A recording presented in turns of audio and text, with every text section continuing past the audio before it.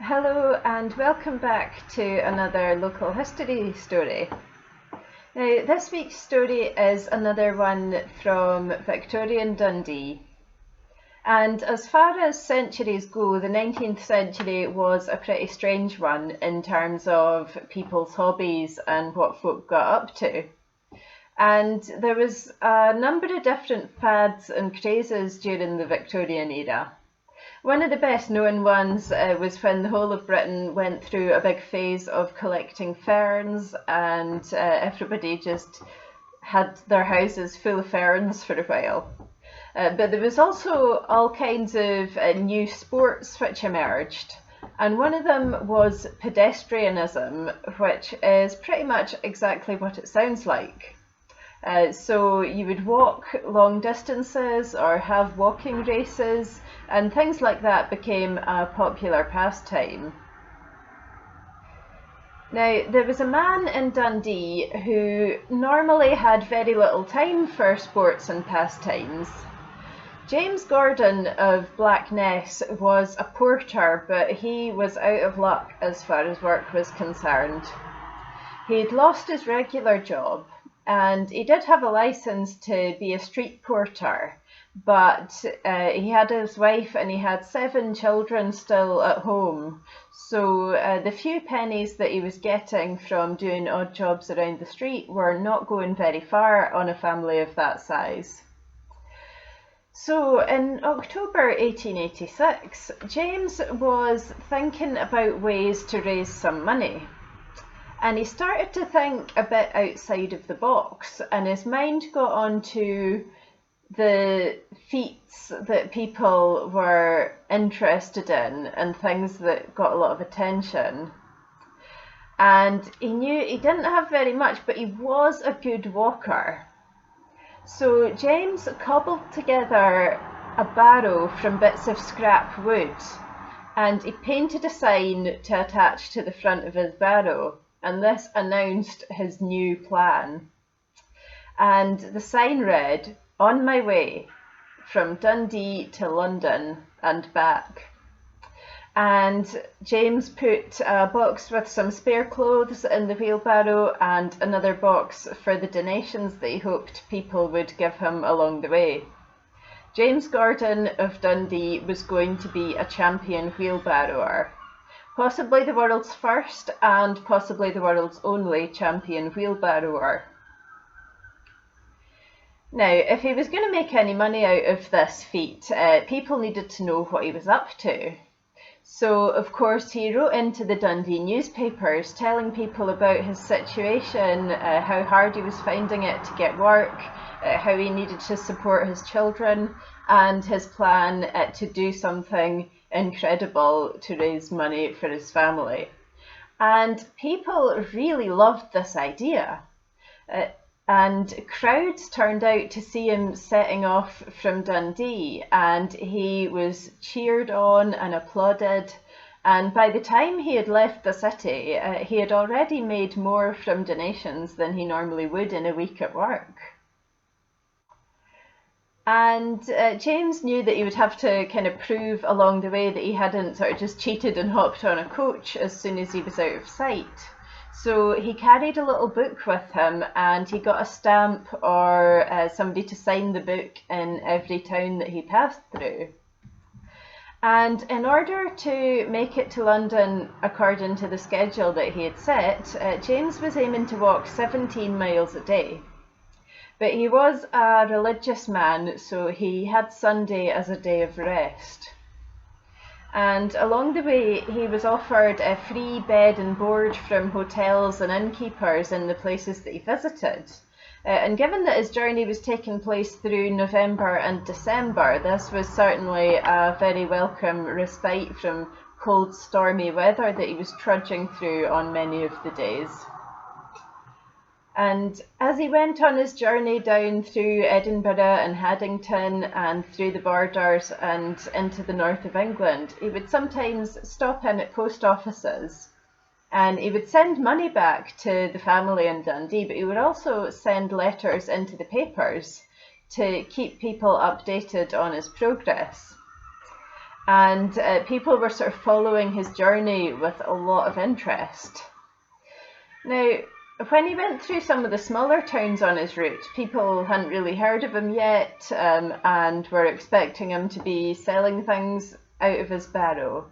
But some places had got word of him through the newspapers and were quite excited to see him.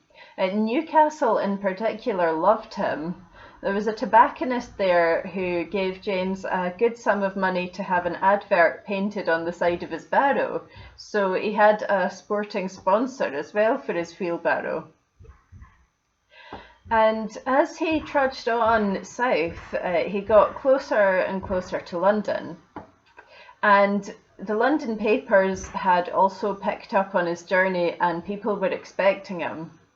So when he arrived in London on the 29th of November 1886, he met with even huger crowds than there had been in Dundee. And his cause had got such attention that he was asked to come to the Royal Aquarium at Westminster, which specialised in circus-type attractions, for 3 days, so people could come and have a look at the Wheelbarrow Man from Dundee. And while he was there, the Illustrated London News also sent an artist to sketch him and get his picture in the paper. And then, of course, he had to get all the way back again. So James set himself a new challenge. It was now the beginning of December, and he said he would be back in Dundee to celebrate the new year.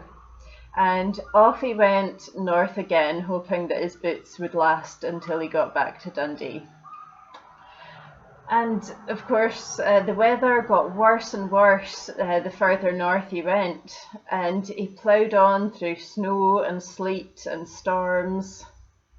By Hogmanay night, he had reached Perth, and he had a wee sleep in Perth before setting off on the triumphant final leg of the journey.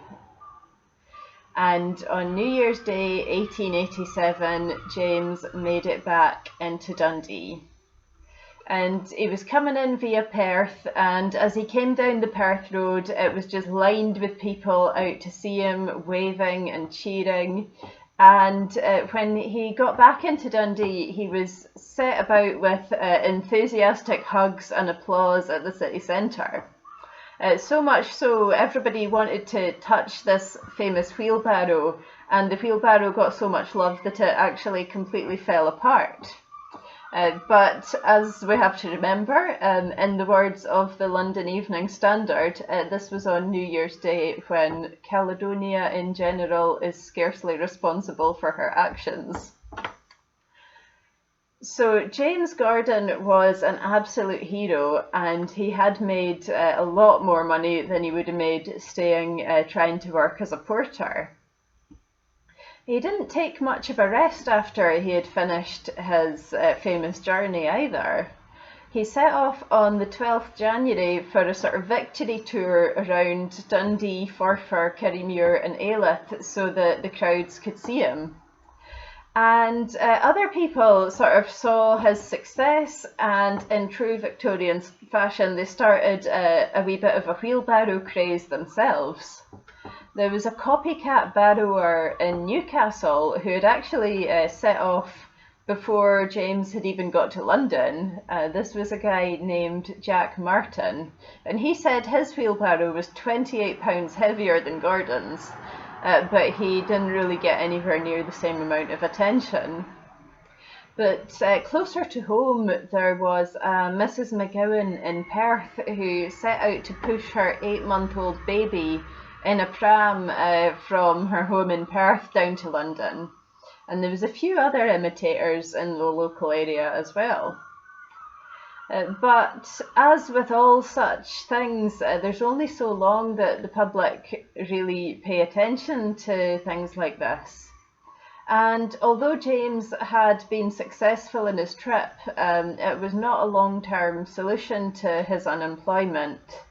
And people only sort of stayed impressed by the wheelbarrow feat for a wee while. And unfortunately, before too long, James's days of poverty were back. And it's quite a shame that the following year his fame turned to notoriety because himself and another street porter were actually arrested for stealing, of all things, a pair of wheelbarrow wheels and an axle, for which they each got 5 days in jail.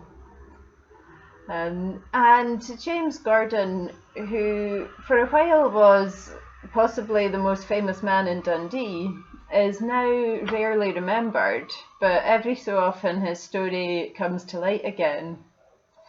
And this journey is still an impressive feat by today's standards, but it also feels like a reminder that what seems like a very modern problem, what happens once a popular cause leaves the public eye, has actually been with us for a very long time.